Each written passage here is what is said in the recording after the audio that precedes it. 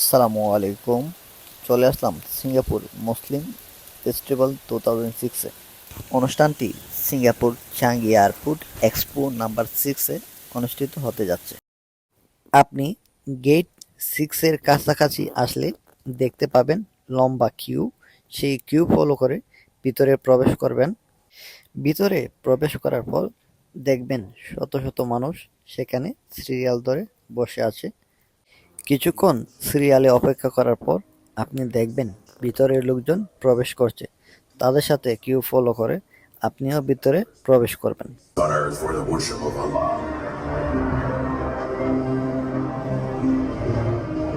Yet, over the years, its features have faded, its landmarks vanished, and its foundations remained hidden like a buried treasure beneath the sands.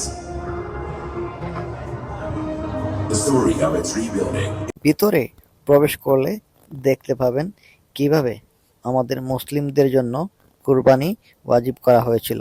তার সাথে সাথে আরও দেখবেন সর্বপ্রথম কোন পাথরে কোরআন শরীফ লেখা হয়।